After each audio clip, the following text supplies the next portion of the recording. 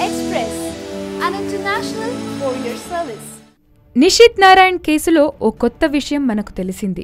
ఏంటంటే యాక్సిడెంట్ జరిగిన కారు కంపెనీకి లెటర్లు రాయడం, ఆ కంపెనీ వచ్చి ప్రమాదం జరిగిన స్థలాన్ని పరిశీలించడం, ఇవన్నీ కొత్త విషయాలు. ఎందుకంటే యాక్సిడెంట్ జరిగిన ప్రతిసారి ఆ సదరు కార్ల కంపెనీ గనుక వచ్చి పరిశీలించడం మొదలు పెడితే ఇక అంతే సంగతులు. మరి ఎందుకిలా పోలీసులు బెంజ్ కంపెనీని ఇరుకిస్తున్నారు అంటే చాలా విషయమే ఉంది ఇక్కడ. మరణించింది మంత్రి గారి కొడుకు.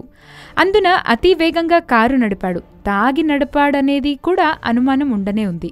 అలాంటిదేమీ లేదు అని నిరూపించడమే దీని వెనుక నడుస్తున్న అతి పెద్ద తతంగం. మొదటిది కారు వేగంగా నడపలేదు అని నిరూపించాలనే ప్రయత్నం. రెండోది తాగిలేరు అని సర్టిఫికేట్ ఇవ్వాలనే ఆలోచన.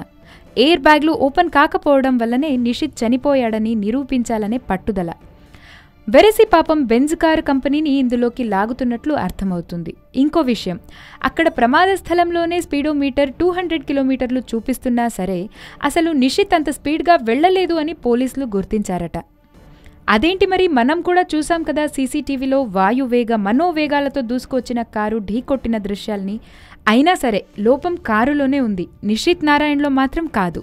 అంతేకాదు సదరు కార్ కంపెనీదే తప్పు అని రుజువు చేసి భారీగా పరిహారం సాధించే ప్రయత్నాలు కూడా జరుగుతున్నట్లు వినికిడి.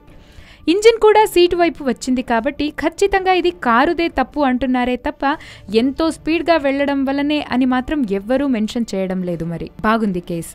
ఈ కేసులో దర్యాప్తు ఇంత స్పీడ్గా నడుస్తుంది. మిగతా యాక్సిడెంట్ కేసుల్ని కూడా ఇంతే శ్రద్ధగా పట్టించుకోండి సార్, వాళ్లకైనా కాస్త నష్టపరిహారం వస్తుంది అని జనం వ్యంగ్యంగా వ్యాఖ్యానిస్తున్నారు.